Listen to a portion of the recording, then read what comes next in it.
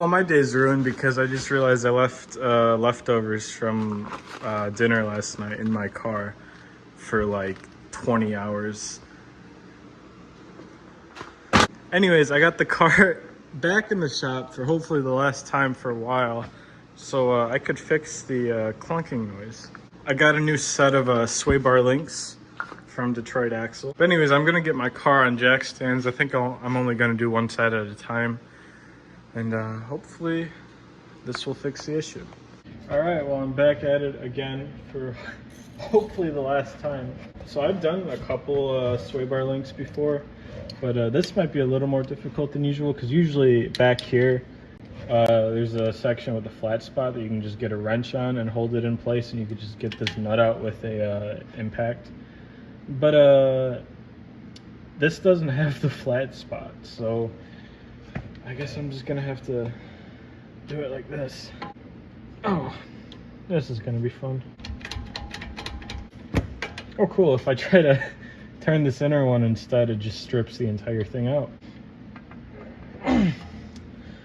Why can't there just be that flat spot? Because then I could just impact this off and be done in like 10 minutes. All right, I put some locking pliers on it to hopefully hold it in place, but even if it doesn't, this should at least get it broken free enough where I could get it out by hand. Yeah, that's just spinning the back side of it. Maybe it's just turning the entire stud. Oh, I guess those were shot because this is covered in grease, and that grease is supposed to stay in there. I'm hoping it's the tire ends. I was surprised when the sway bar bushings didn't fix the issue because these, like, the front is completely off the ground. There's like no play in that. I'm hoping this is the issue, even though I'll have to accept that I was wrong. I don't want to fix this and then realize it's a completely other thing and have to work on it even more. All right, those pliers are on there tight, so if this doesn't get it off, then it might be here for a while. Why can't things just work out the way they're supposed to? All right, I think I'm getting close to getting it. I basically got a bigger pair of vice grips, and I just kind of used an impact on that for like 20 minutes. And every time I'd go to do it, I'd have to retighten this because whatever I have it clamped on keeps getting thinner and thinner. But I finally got it loose enough where I could probably get it off by the wrench and holding this in place, and there isn't enough tension on it to cause that to strip out, hopefully.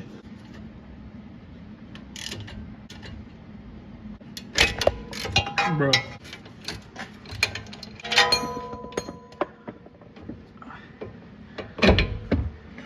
There's the top half out. Hoping that bottom one's gonna be a little easier. All right, update. I got the old one out, and then I got the new one in. The bottom nut was actually a lot easier to get out than the top one. And you can definitely tell they're worn out because it moves that much. To be fair, a lot of that is because of me spinning that stud at like a couple thousand RPMs, but even this one's so worn out I can move it with my thumb. These new ones, just one hand, I cannot get them to move at all. So I'm hoping this fixes the issue, assuming I put them in right. These ones are actually greasable, but one of the grease fittings broke off, so I had to throw a new one in there. But anyways, I got it in. I had to put a jack under there to get this to actually line up because they're sitting like down here. And that kind of concerned me at first, but then I looked at the one I took out and it's angled like that. That's how I took it out. And because those don't angle, I have to jack it up. Which, thinking about it, last time I did a job like this, I also had to jack it up. Thankfully, there's actually a nut on here I could get a wrench on. I'm starting to think that nut is standard and not metric, like the original hardware. Okay, so it could be standard, but I got a 17 mil socket and it seems to fit. Not sure why they went for 17 mil compared to the original 18 mil. So I don't really want to use this wrench for putting it on because all that's going to do is squeeze the boot and I don't want to break anything. So I'm going to use that hex bit and hold it in place and just put it on there with a wrench. Oh, I need to go get a 17 millimeter wrench now. You know, I was hoping that I could knock this out in like an hour or something and maybe take my car out somewhere. But I'm like 2 hours into this and the sun is very much gone at this point. I guess I'm gonna have to get a wrench on there if I want to properly torque it down. I think the bottom one at least needs like 55 foot-pounds. I'm gonna start tightening the top one so it's a little bit even. I don't know if it actually mattered, but I'm gonna do it anyways. I hope I won't need an alignment after this. Apparently you're supposed to get one, but yeah.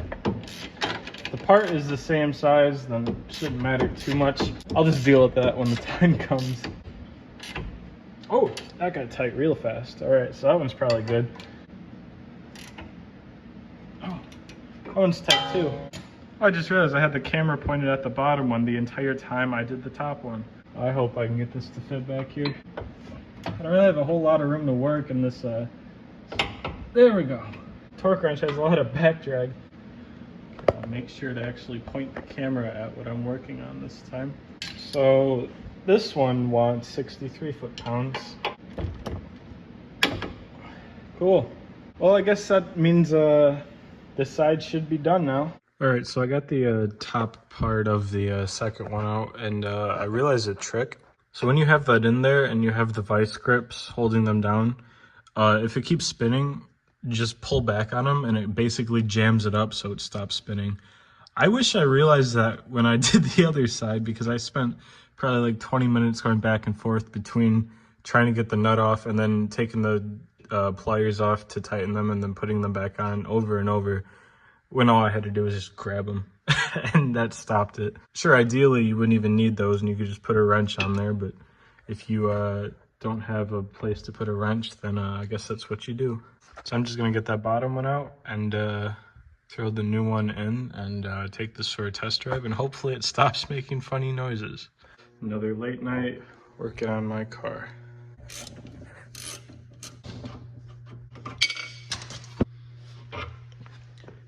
I got it. If you guys thought the other one was bad, check this out.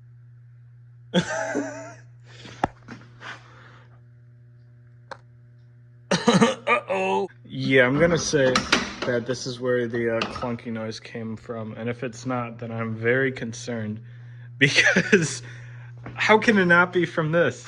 All right, I'm just gonna tighten these grease fittings up. They should be pre-greased, or I mean they are, or at least the other one was, but I still kind of want to put like just a tiny bit in there, or maybe I shouldn't because it broke this. Okay, never mind, I apparently already tightened these fittings, so I'm just gonna grease them up. Perfect. If you didn't think my transitions were bad, then you probably do now. All right, so something my dad pointed out to me, when you put these in, be careful because they're not always the same. Every time I've done a sway bar job, they've always been perfect, but if you look at mine, that's straight, right? That's at a slight angle. The bar is actually twisted, and it's twisted different on each side. So all you gotta do is hold it up and just see. You see that twist down and to the left? Holding it up, down and to the left. Alright, so I must have been extremely sleep deprived when I recorded that and edited this part of the video, because that is clearly down and to the right. I put the wrong ones in the car.